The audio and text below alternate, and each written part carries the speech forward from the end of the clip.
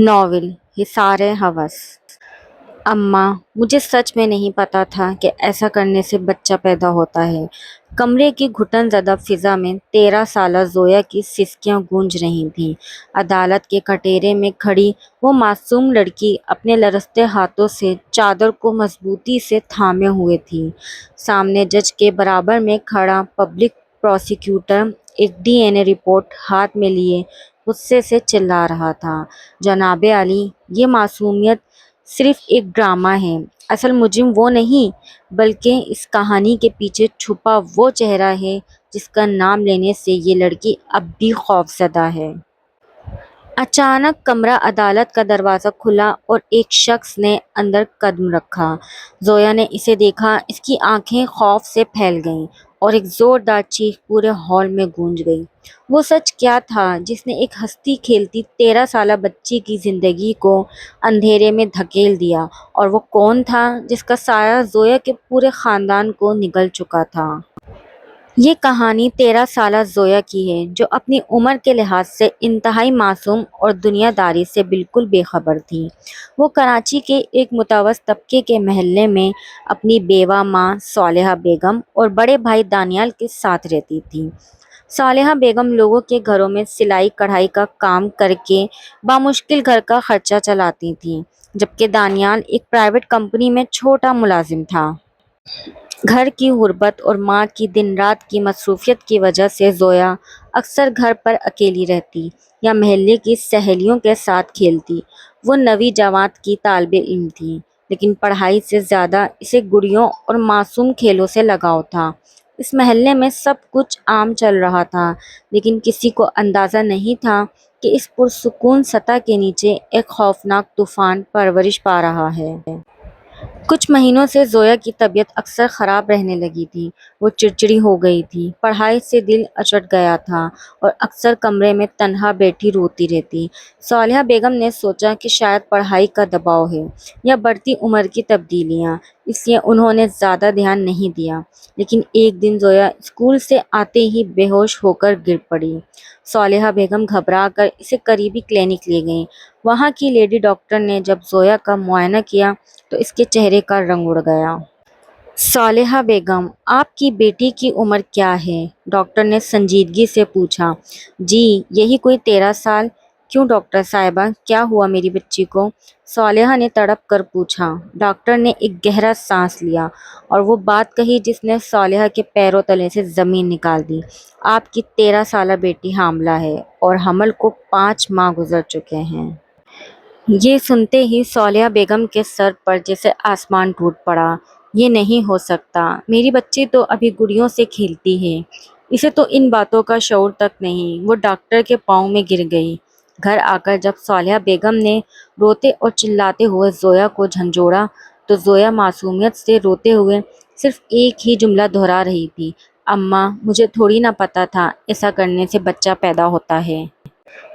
جب دانیال کو پتہ چلا تو وہ غصے سے پاگل ہو گیا۔ اس نے زویا پر ہاتھ اٹھانا چاہا، لیکن صالحہ نے اسے روک لیا۔ زویا اس قدر ڈری ہوئی تھی کہ وہ کسی کا نام لینے کو تیار نہیں تھی۔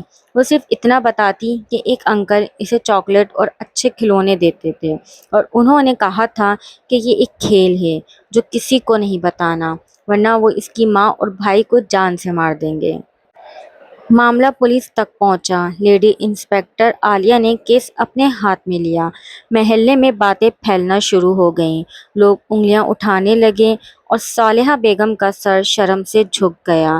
لیکن انسپکٹر عالیہ کو یقین تھا کہ یہ کسی انتہائی قریبی اور بااثر شخص کا کام ہے، جس نے بچی کی معصومیت اور لا علمی کا فائدہ اٹھایا۔ مشتبہ افراد کی فہرست میں 3 لوگ شامل تھے۔ شرافت علی، محلے کا دکاندار جو زویا کو اکثر مفت میں چیزیں دیتا تھا۔ عقیل صاحب، زویا کا ہوم ٹیوٹر جو اسے گھر پر پڑھانے آتا تھا اور سب کی نظر میں بہت نیک انسان تھا۔ زبیر، دانیال کا پکا دوست جس کا زویا کے گھر میں ہر وقت آنا جانا تھا اور وہ زویا کو اپنی چھوٹی بہن کہتا تھا۔ زویا کو درد ذا کے سبب اسپتال منتقل کیا جاتا ہے جہاں وہ ایک بچے کو جنم دیتی ہے۔ Police D N A test کے لیے تمام مشتبہ افراد کے نمونے لیتی ہے۔ لیڈی انسپکٹر عالیہ کے پاس رپورٹ آ جاتی ہے۔ وہ لفافہ کھولتی ہے، نام دیکھتی ہے اور اس کی آنکھیں حیرت سے پھیل جاتی ہیں۔ وہ بڑبڑاتی ہے، یہ نام، یہ تو ممکن ہی نہیں، اس نے یہ سب کیوں کیا؟ لیڈی انسپکٹر عالیہ کے ہاتھ میں موجود ڈی این اے رپورٹ کا کاغذ لرز رہا تھا۔ کمرے میں موجود سائلنسر والے پنکھے کی آواز بھی اس وقت ہتھوڑے کی طرح لگ رہی تھی۔ اس رپورٹ پر جو نام درج تھا وہ محلے کے کسی عام گنہگار کا نہیں تھا بلکہ ایک ایسے شخص کا تھا جس پر صالحہ بیگم نے آنکھیں بند کر کے بھروسہ کیا تھا۔ انسپکٹر صاحبہ، کیا ہوا؟ رپورٹ میں کس کا نام ہے؟ کانسٹیبل رحمان نے بےتابی سے پوچھا۔ عالیہ نے گہرا سانس لیا، رپورٹ کو دراز میں لاک کیا اور اٹھ کھڑی ہوئی۔ رحمان، ابھی کسی کو کچھ نہیں بتانا، گاڑی نکالو، ہمیں زویا کے گھر جانا ہے، لیکن ایک الگ طریقے سے۔ دوسری طرف اسپتال کے وارڈ میں 13 سالہ زویا بیڈ پر لیٹی ہوئی تھی۔ اس کے چہرے کی معصومیت اب ایک گہرے خوف اور تھکن میں بدل چکی تھی۔ اس کے برابر میں ایک چھوٹا سا بچہ کپڑے میں لپٹا ہوا تھا جو ابھی ابھی اس دنیا میں آیا تھا، ایک ایسا بچہ جس کے وجود کو دنیا ناجائز کہہ رہی تھی لیکن وہ خود معصوم تھا۔ صالحہ بیگم وارڈ کے کونے میں بیٹھی جائے نماز پر رو رہی تھیں۔ ان کے آنسو مصلے کو بھگو رہے تھے۔ دانیال باہر راہداری میں سر جھکائے بیٹھا تھا۔ اس کا غصہ اب اندرونی ٹوٹ پھوٹ میں بدل چکا تھا۔ محلے داروں اور رشتہ داروں نے فون کر کر کے طعنے دینا شروع کر دیے تھے اور دانیال کے لیے اب نکلنا محال تھا۔ اسی دوران دانیال کا پکا دوست زبیر ہسپتال پہنچا۔ اس کے ہاتھ میں پھولوں کی ٹوکری تھی اور چہرے پر گہری ہمدردی۔ دانیال بھائی، حوصلہ رکھو، جو ہوا بہت برا ہوا، لیکن میں اس مشکل وقت میں تمہارے ساتھ ہوں۔ پولیس کچھ بھی کرے، میں زویا کو انصاف دلانے کے لیے تمہارے ساتھ کھڑا ہوں، زبیر نے دانیال کے کندھے پر ہاتھ رکھتے ہوئے کہا۔ دانیال نے نم آنکھوں سے اپنے دوست کو دیکھا۔ زبیر، اگر تم جیسا مخلص دوست نہ ہوتا تو شاید میں خودکشی کر لیتا۔ مجھے اس درندے کا پتہ چل جائے، میں اسے زندہ نہیں چھوڑوں گا۔ انسپکٹر عالیہ زویا کے گھر پہنچی جہاں انہوں نے تالا بند پایا کیونکہ سب ہسپتال میں تھے۔ انہوں نے محلے داروں سے چپکے سے پوچھ گچھ شروع کی۔ وہ سیدھی محلے کے دکاندار شرافت علی کی دکان پر گئیں۔ شرافت علی پولیس کو دیکھ کر گھبرا گیا۔ میڈم جی، میرا اس معاملے سے کوئی لینا دینا نہیں ہے، میں تو بس بچی کو اصرار کرنے پر چاکلیٹ دے دیتا تھا، اللہ کی قسم میں نے کبھی غلط نظر سے نہیں دیکھا۔ عالیہ نے اسے گھور کر دیکھا۔ شرافت علی، تمہارا D N A sample match نہیں ہوا، تم بچ گئے ہو، لیکن مجھے یہ بتاؤ کہ زویا تمہاری دکان کے علاوہ اور کہاں رکتی تھی؟ شرافت علی نے ادھر ادھر دیکھا اور آواز دھیمی کر کے بولا، میڈم زویا اکثر اسکول سے آتے ہوئے گھنٹوں غائب رہتی تھی۔ میں نے ایک دو بار اس محلے کے ہوم ٹیوٹر عقیل صاحب کی اکیڈمی کے پچھلے راستے سے نکلتے دیکھا تھا، جبکہ اس وقت عقیل صاحب کی کلاس کا وقت بھی نہیں ہوتا تھا۔ عالیہ کی آنکھیں چمکیں۔ انہوں نے فوراً عقیل صاحب کے گھر کا رخ کیا۔ جب پولیس عقیل صاحب کے گھر پہنچی تو پتہ چلا کہ وہ 2 دن سے شہر سے باہر گئے ہوئے ہیں۔ عالیہ کا شک یقین میں بدلنے لگا۔ انہوں نے عقیل صاحب کے کمرے کی تلاشی لینے کا حکم دیا۔ تلاشی کے دوران دراز سے کچھ ایسی چیزیں ملی جنہوں نے کیس کو ایک نیا رخ دے دیا۔ وہاں سے زویا کی اسکول کی ایک ڈائری ملی جس کے آخری صفحات پر ڈرائنگ کے ذریعے کچھ عجیب و غریب اشارے کیے گئے تھے، خوفناک چہرے، روتی ہوئی لڑکی اور ایک کالی کار۔ کالی کار، عالیہ نے سوچا، عقیل صاحب کے پاس تو کوئی کار نہیں تھی، وہ تو موٹر سائیکل پر سفر کرتے تھے، تو پھر یہ کالی کار کس کی تھی؟ عالیہ نے فوراً دانیال کو فون کیا اور پوچھا، دانیال، تمہارے محلے یا دوستوں میں کسی کے پاس کالی کار ہے؟ دانیال نے کچھ دیر سوچا اور بولا، جی میڈم، میرے دوست زبیر کے پاس کالی کار ہے، وہ اکثر زویا کو اسکول سے پک بھی کر لیتا تھا، میں مصروف ہوتا تھا تو۔ یہ سنتے ہی عالیہ کے ذہن میں دھماکہ خیز انداز میں کڑیاں ملنے لگی۔ ڈی این اے رپورٹ کا وہ نام ان کے ذہن میں گھوم گیا جس نے زویا کے پورے خاندان کی پیٹھ میں چھرا گھونپا تھا۔ عالیہ فوراً ہسپتال پہنچی جہاں زبیر ابھی بھی دانیال کے ساتھ بیٹھا ہوا تھا۔ عالیہ کو دیکھتے ہی زبیر کے چہرے پر ایک پل کے لیے گھبراہٹ آئی، لیکن اس نے خود پر قابو پا لیا۔ عالیہ نے زبیر کے سامنے جا کر ہتھکڑی نکالی۔ زبیر صاحب، آپ کو 13 سالہ زویا کے ساتھ زیادتی اور اس کی زندگی برباد کرنے کے جرم میں گرفتار کیا جاتا ہے۔ عالیہ کی آواز گرجی۔ دانیال شوق میں کھڑا ہو گیا۔ میڈم، یہ آپ کیا کہہ رہی ہیں؟ زبیر میرا بھائی ہے، اس نے تو ہمیشہ ہماری مدد کی ہے۔ عالیہ نے ڈی این اے رپورٹ میں دانیال کے ہاتھ میں تھما دی۔ یہ دیکھو دانیال، یہ تمہارا وہی بھائی ہے جس نے تمہارے غیر موجودگی میں تمہاری 13 سالہ معصوم بہن کو کھیل کے نام پر اپنی ہوس کا نشانہ بنایا اور بچی کو ڈراتا رہا کہ اگر کسی کو بتایا تو وہ تمہیں مار دے گا۔ زبیر کا چہرہ سفید پڑ گیا، لیکن کہانی یہاں ختم نہیں ہوئی۔ زبیر نے اچانک ایک جاہلانہ اور خوفناک ہنسی ہنستے ہوئے بولا، انسپکٹر صاحبہ، ڈی این اے رپورٹ جھوٹ نہیں بولتی۔ میں مانتا ہوں، لیکن آپ کو کیا لگتا ہے اس گناہ میں صرف اکیلا تھا؟ زویا سے پوچھیں کہ وہ کالی کار میں میرے ساتھ اور کس کو دیکھ کر خاموش ہو جاتی تھی۔ اصل ماسٹر مائنڈ تو کوئی اور ہے۔ وارڈ کے اندر سے زویا کے رونے کی آواز آئی، جو ہوش میں آتے ہی زبیر کی آواز سن کر بری طرح کانپ رہی تھی۔ زبیر کے اس ہولناک انکشاف نے ہسپتال کے کوریڈور میں موجود ہر شخص کے خون کو منجم کر دیا۔ دانیال نے غصے اور صدمے سے زبیر کا گریبان پکڑ لیا، لیکن پولیس نے فوراً مداخلت کر کے زبیر کو ہتھکڑی لگائی اور تھانے منتقل کر دیا۔ اس کے بعد تفتیش کا دائرہ مزید وسیع ہو گیا۔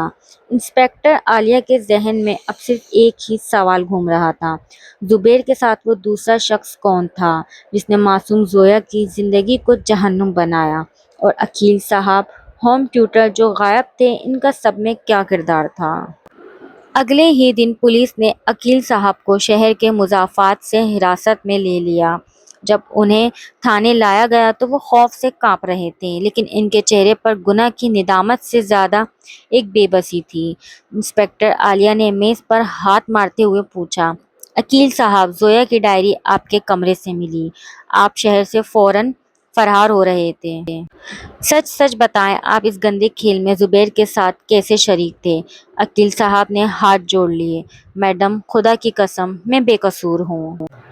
مجھے جب زویا کے رویے اور اس کی ڈائری کی ڈرائنگ سے شک ہوا تو میں نے اسے اکیلے میں پوچھنے کی کوشش کی تھی۔ زویا نے روتے ہوئے مجھے سب بتایا تھا کہ زبیر اور اس کا ایک بااثر دوست اسے ڈراتے ہیں۔ میں نے زبیر کو دھمکانے کی کوشش کی تھی، لیکن اس دوسرے بندے نے مجھے اور میری فیملی کو جان سے مارنے کی دھمکی دی، جس کی وجہ سے میں خوفزدہ ہو کر شہر سے بھاگ رہا تھا۔ میں مجرم نہیں، صرف ایک بزدل انسان ہوں جو بچی کی مدد نہیں کر سکا۔ عالیہ نے پوچھا، اس دوسرے شخص کا نام کیا ہے؟ عقیل صاحب نے جو نام لیا وہ سن کر عالیہ کے بھی ہوش اڑ گئے۔ وہ محلے کا کوئی عام انسان نہیں، بلکہ اس علاقے کا ایک نامور اور بااثر سیاسی شخصیت کا بیٹا تھا، جس تک پہنچنا پولیس کے لیے بھی آگ کا دریا عبور کرنے کے مترادف تھا۔ کیس اب عدالت میں پہنچ چکا تھا اور یہ وہی منظر تھا جہاں اس کہانی کا آغاز ہوا تھا۔ کمرہ عدالت کی گھٹن زدہ فضا میں 13 سالہ زویا کٹہرے میں کھڑی سسکیاں لے رہی تھی۔ پبلک پروسیکیوٹر نے ڈی این اے رپورٹ اور زبیر کا اعترافی بیان جج کے سامنے پیش کیا۔ زبیر کٹہرے میں سر جھکائے کھڑا تھا، لیکن اصل سسپینس اس دوسرے چہرے کا تھا جو اپنی طاقت کے بلبوتے پر اب بھی قانون کا مذاق اڑا رہا تھا اور عدالت میں اکیلا آزاد گھوم رہا تھا۔ پروسیکیوٹر نے چلا کر کہا، جناب عالی، اصل مجرم صرف زبیر نہیں بلکہ وہ شخص ہے جس نے اپنی گاڑی اور پیسے کے بلبوتے پر اس معصوم بچی کی زبان بند رکھی۔ اس ہی لمحے عدالت کا بھاری دروازہ کھلا۔ انسپکٹر عالیہ اندر داخل ہوئیں۔ ان کے ساتھ ایک کانسٹیبل کے ہاتھ میں ایک نئی فورینسک رپورٹ اور زبیر کی کالی کار سے ملنے والے فنگر پرنٹس کے ثبوت تھے۔ عالیہ کے پیچھے وہ بااثر شخص ہتھکڑیوں میں جکڑا انتہائی بے بسی سے سر جھکائے اندر لایا گیا۔ زویا نے جیسے ہی اس شخص کو دیکھا، اس کی آنکھیں خوف اور صدمے سے پھیل گئیں اور وہی زوردار چیخ گونجی۔ وہ سچ اب سب کے سامنے عیاں ہو چکا تھا۔ عدالت نے D N a finger prints اور زویا کے اپنے بیان کی روشنی میں زبیر اور اس کے بااثر ساتھی دونوں کو عمر قید اور بھاری جرمانے کی سزا سنائی۔ وکیل صاحب کو جرم چھپانے اور پولیس کو بروقت اطلاع نہ دینے پر قانونی انتباہ اور مختصر سزا ملی۔